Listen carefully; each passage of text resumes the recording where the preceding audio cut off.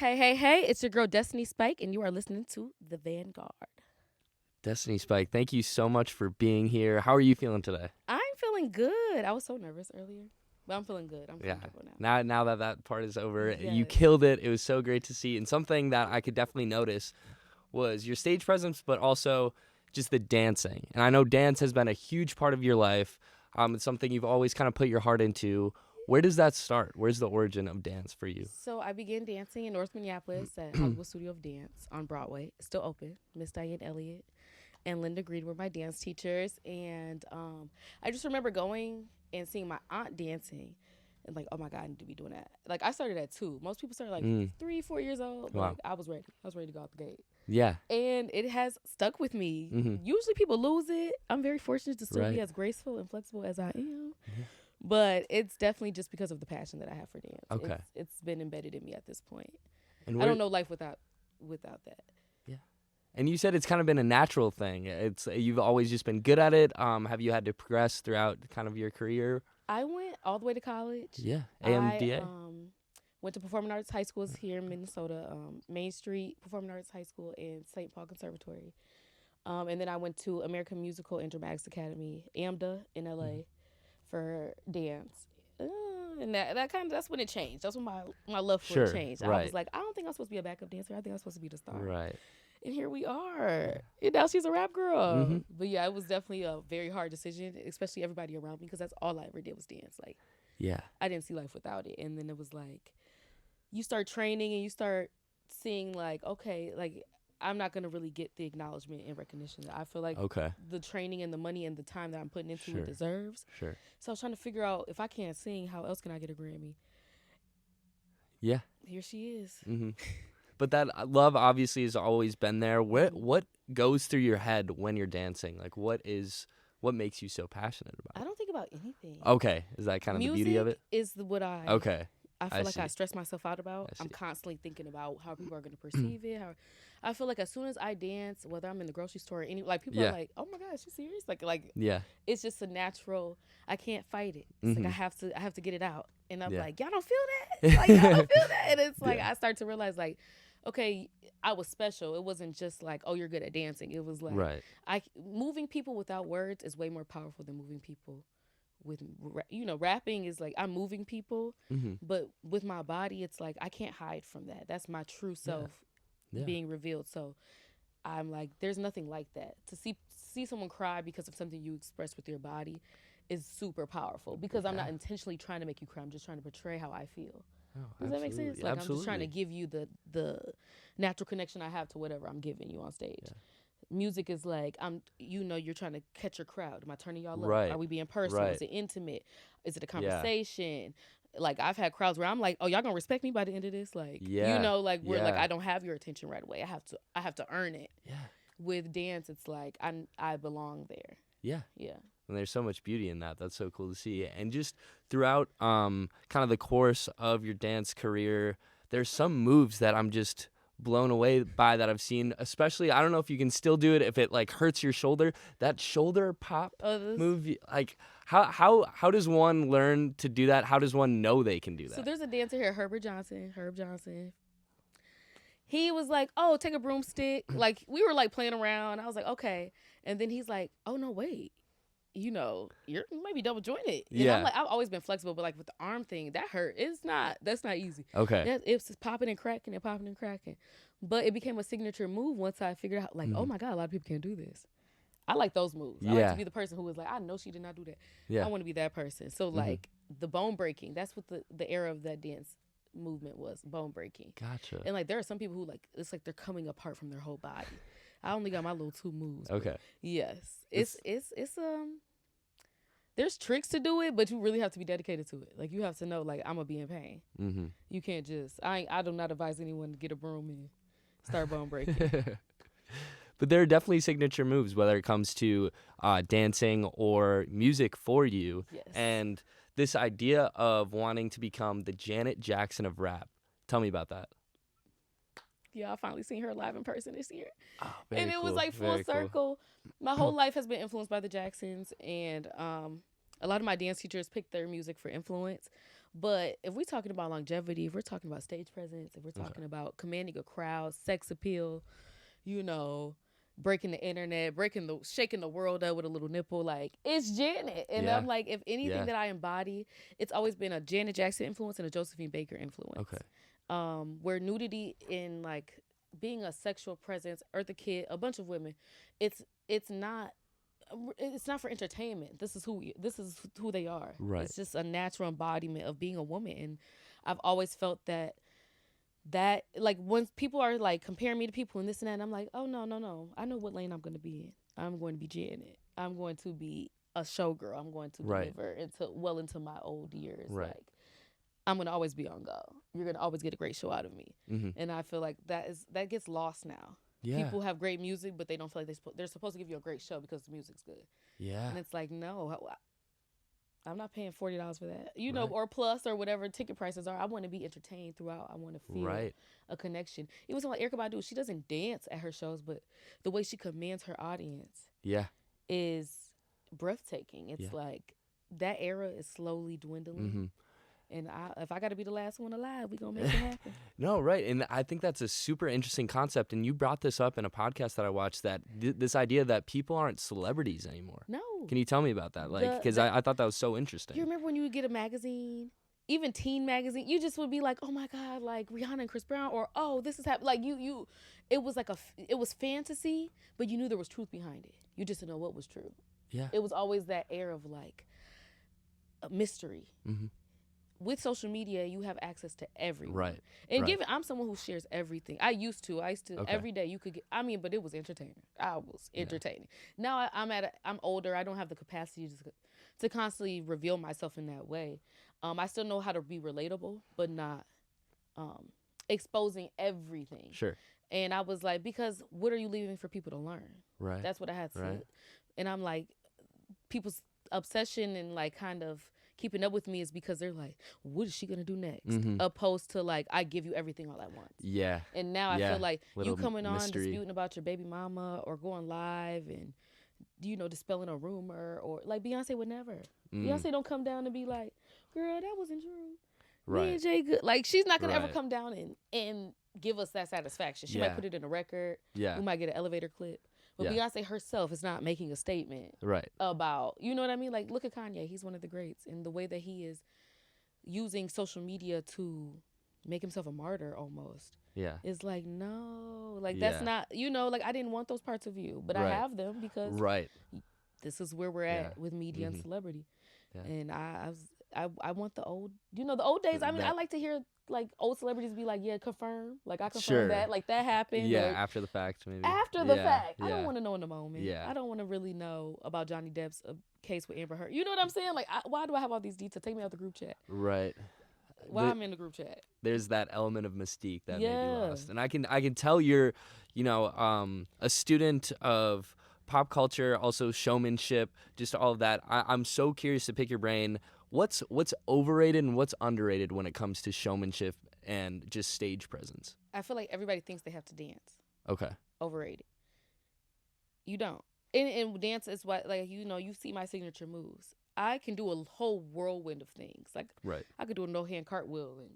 But rapping, what does that mean? Why is she doing a no-hand cartwheel? You know what I mean? Like, okay, girl, that's cool. I get, you know what I'm saying? Like, I'm not going to just stop a show and be like, watch this trick. Because it takes the like anticipation away. I have moments where people know like she's gonna do something here. I don't know what. Yeah. But something's coming. Yeah. I like that, but like doing a whole breakdown, like you're dancing from start to finish, and you're tired and you're exhausted. That's what you have dancers for. Yeah. Like stage, like giving a show. Gaga gonna eat it up, but she's gonna stop. She's gonna sing to you, perform, get lifted up into the air. Sing to you some more, and then join the dance break. Beyonce's not going to be doing the split. She's not doing back bends.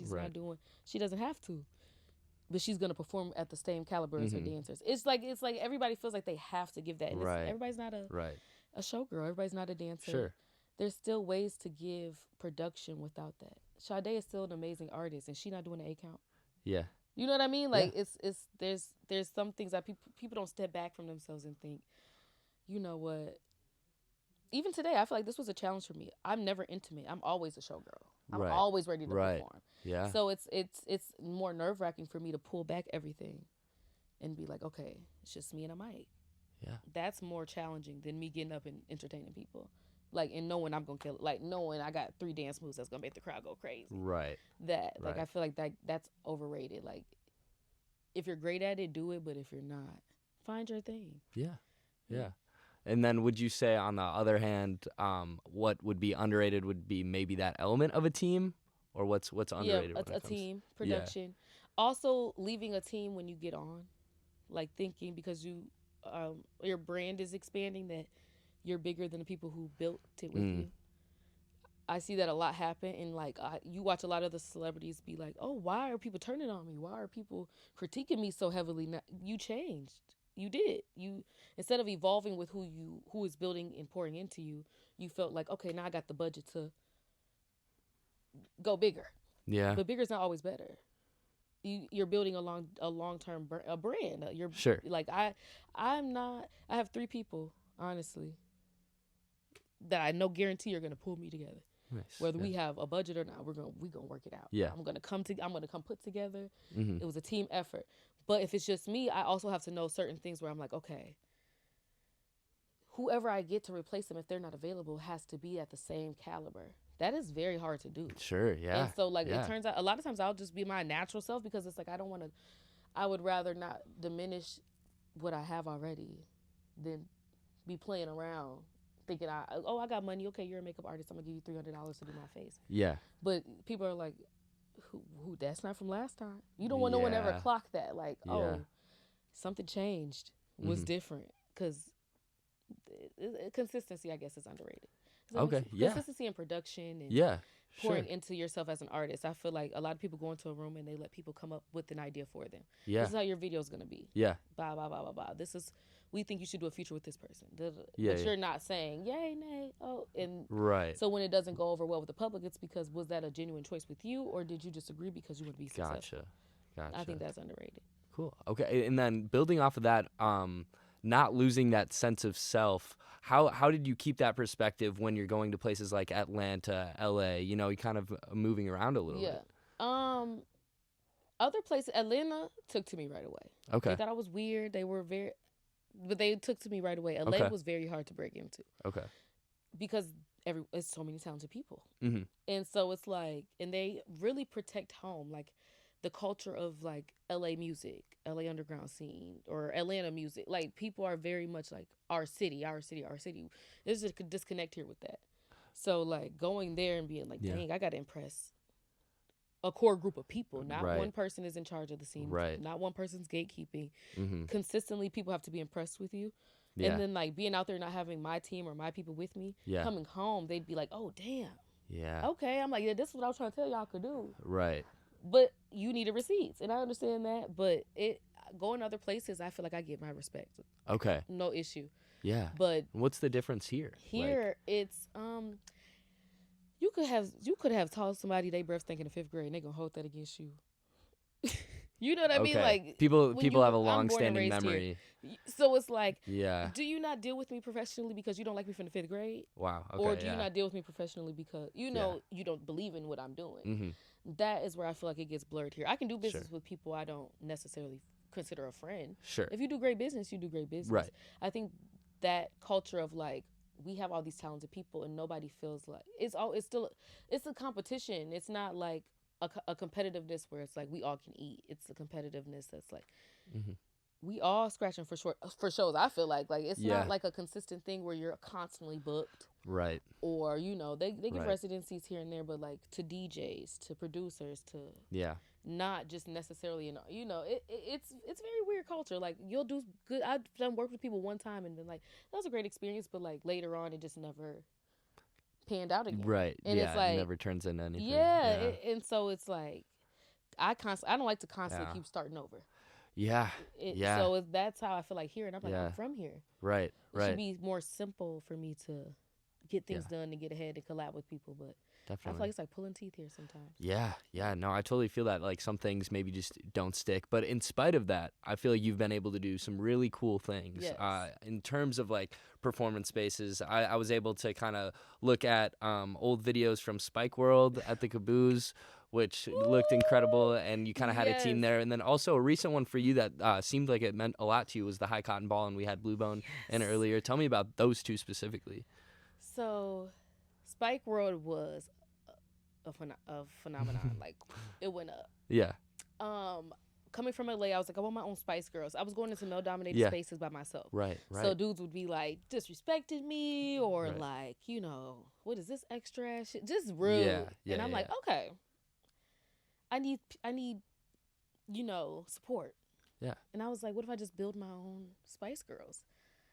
And it worked. Mm-hmm. And we did photo shoots and we did videos. And when they got on stage with me, we did choreography. 9-hour rehearsals. They hated me, but it was fab. It was amazing. But these are also regular women who are now gaining all this popularity. It started getting complicated. Okay. But then sex workers and strippers, it was easier for me to collab with. Like, they understood performance. Yeah. They understood I'm here to do a job. Yeah. We're cool. We have a relationship, but it's business. Right. And it was like seamless. So I think I've had maybe over 50 Spike Girls over time. Oh, wow. Okay. And one of my favorite eras of being an artist, but I lost myself in that too. Creating other people in your image is you very don't spend enough draining. time. Yeah, sure. But still a great time. Love those. A lot of them are moms now, and like we still have great relationships.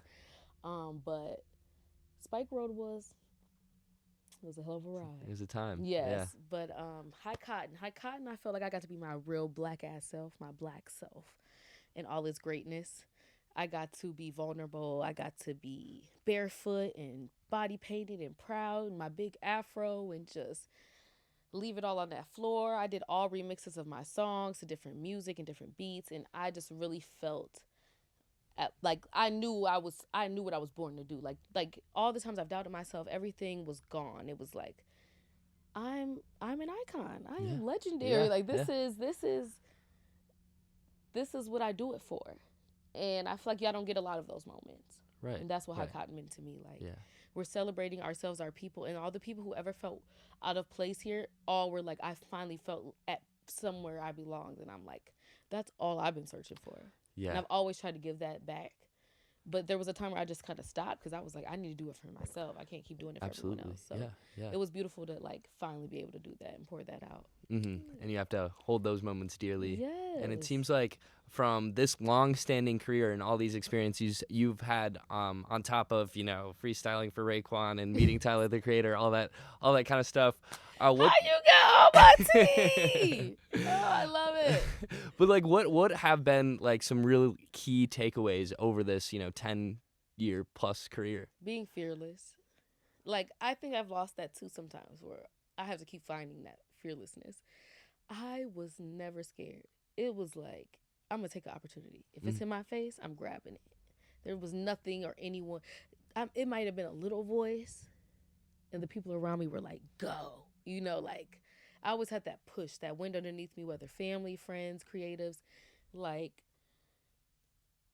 I no doesn't exist in my world. Like no, huh? Yeah. Like, the worst that can happen is you say, "Oh, that was a dope song," or "Oh, that was cool," or what I mean. Like, right.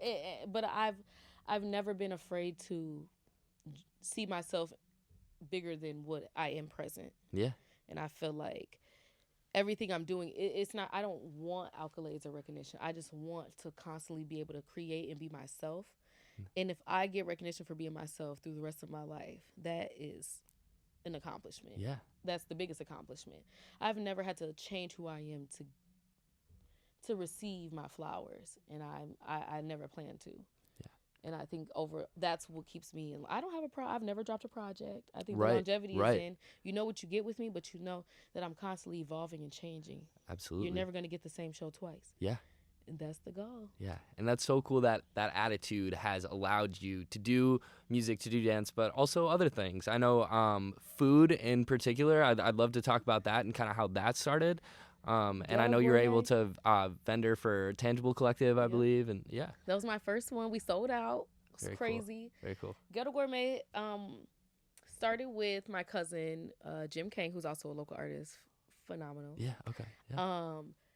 We would just like hook up ramen noodles and different things, and like he make these Philly cheese stuffed biscuits, just different things. I'm like, this is hood as hell, but this is good.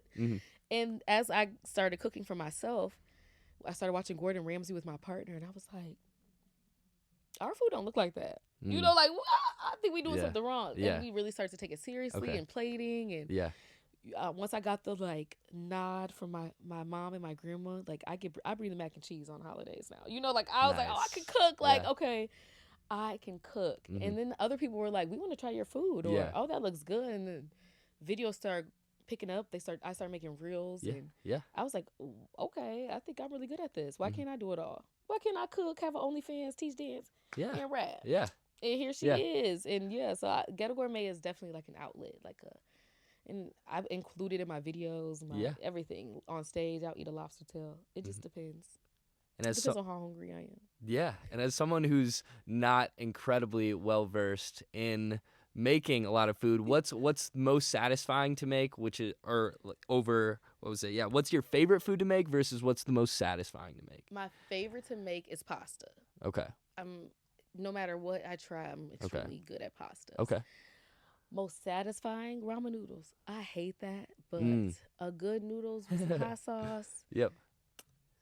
And like the right amount of seasoning, you can't go wrong. Yeah. You can't go wrong. That's my most satisfying.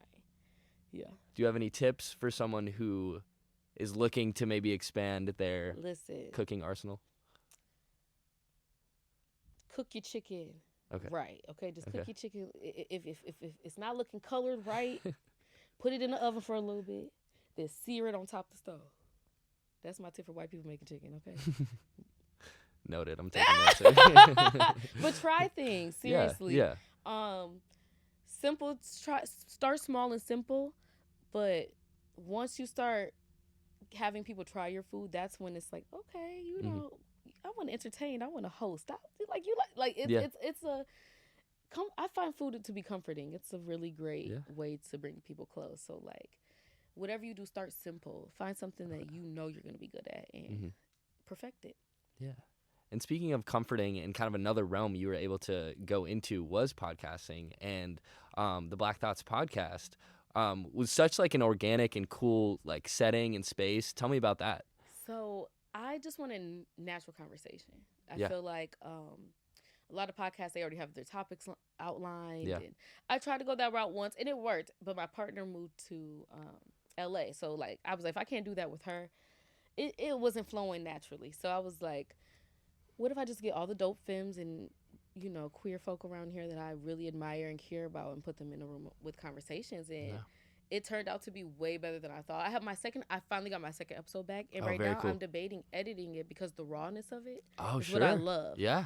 Over the editing kind of takes away from, I like the excitement of talking over each other. I like because that's what's happening. That's what happens when you're really talking and discussing things with people that you care about. And then other people's perspectives of things. Like, I expected it to be kind of raunchy and fun and crazy, but it really goes into like grief and loss and relationships and just things that you don't expect to happen in those settings. Yeah. So I love it. Yeah. And I just want to say thank you so much for being here and bringing the energy. Are there any lasting words of wisdom, anything on your radar that you'd like to share? Words of wisdom, wake up and be the best you. Just be you. Because when this is all gone and everything is taken away, that's all you have. That's all you have. It's who you are and what you left behind. And I just want everybody to be great. I feel like right now there's kind of a darkness going around, and I want music and performance and entertainment to go back to the light, the era of lightness and love and energy. And I'm hoping I'm going to be one of those people. So, Destiny Spite, Ghetto Gourmet, babe. I got 1 million pages. I don't know. I'm working on my album right now, Black Girls Don't Cry. And, that's about it. Destiny Spike, thank you so much for being here today. Thank you for being that late. Yes.